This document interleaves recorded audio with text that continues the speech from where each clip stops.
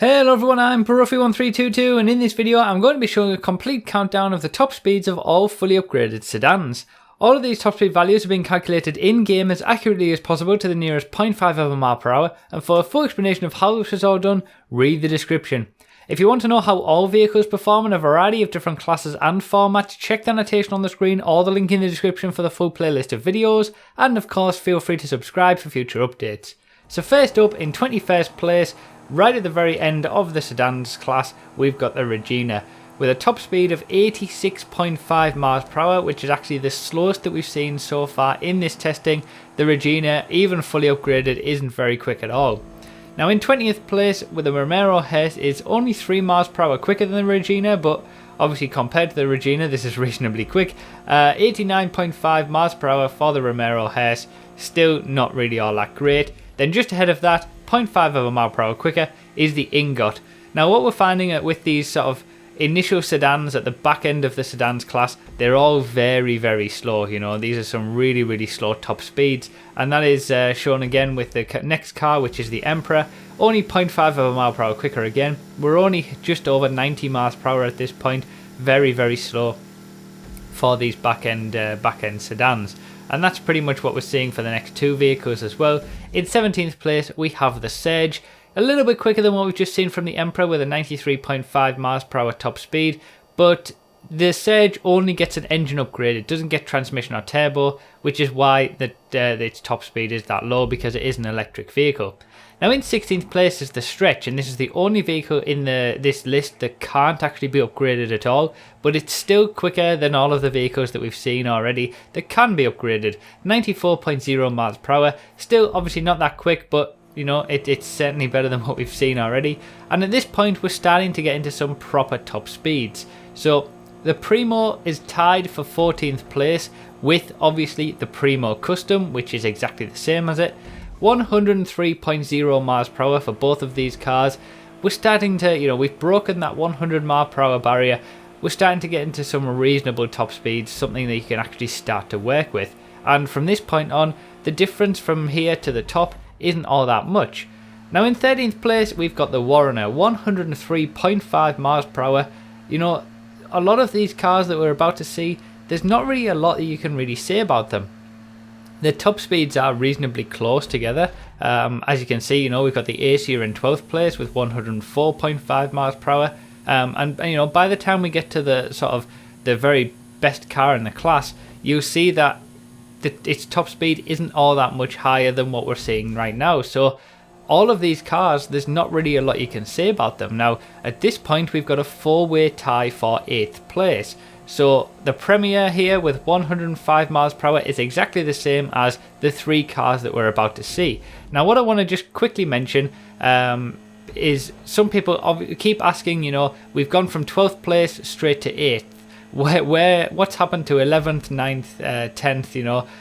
Well, basically if there's a tie, you skip the one that's behind it. Say that there's two cars that are tied for 2nd place. At that point you don't have a 3rd place, you just go straight to 4th place, because the 4th placed car has 3 cars that are quicker than it. So you've got the 2 that are tied for 2nd and the 1st place car. So that's why I do this. That's the system that I do with ties, and I've done that throughout all of the series so far. It's always been exactly the same. So yeah, the cars that we've just seen, I think the Tailgater there is probably maybe one of the surprises, but the Tailgater has always had its strength when it comes to cornering. It's never been that good in terms of top speed, so it's not really that much of a surprise to find that it is only tied for 8th place with a 105 mile per hour top speed for the Tailgater, which is actually the 2nd quickest sedan around a circuit. Then we had 7th place for the Intruder with a 106 mile per hour top speed, and 6th place for the Glendale. Good showing there from the Glendale with a 107 mile per hour top speed. Now at this point we've got a two-way tie for 4th place, starting with the Washington. So pretty good from the Washington, a pretty good showing from the Washington to get up here. And we've seen an interesting mix of different cars that aren't necessarily good around the circuit, mix it up with a decent top speed. Now the Fugitive is one of those cars that is quite good around the circuit, and it also has a decent top speed as well. joined 4th place with the Washington of 108 miles per hour. And now we get to some interesting cars in the top 3, because in 3rd place we've got the Sedans with a 108.5 mile per hour top speed, 0.5 of a mile per hour quicker than what we've just seen from the 2 cars beforehand.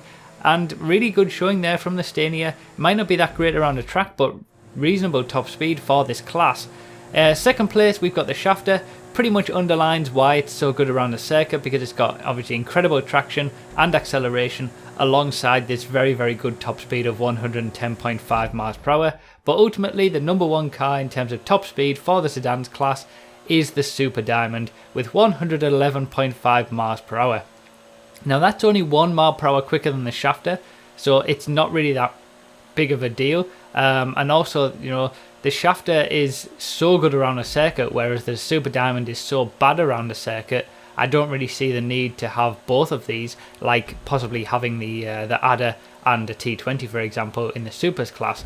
So you know, as you see the comparison here between all the different speeds that we've seen throughout the course of this video, so you can sort of kind of get an idea of what the speed differences mean in real time. I would say that this is sort of the closest that we've seen a car to be the quickest around the circuit and the quickest in terms of top speed as well with the Shafter, and that's why it has such a dominant performance in terms of good, you know, performance around the circuit. The Shafter, you have to have a Shafter when it comes to sedan races, and this is why. So, you know, at this point already, we haven't seen a car that is being able to be quickest around the circuit, also be quickest in terms of top speed. All of the quickest cars in terms of top speed are generally not that great around the circuit as well. So it'll be interesting to see if we do actually have any classes in the future where the car that is the quickest around the circuit is also the quickest in terms of top speed. It's going to be very interesting to see what that's going to be about.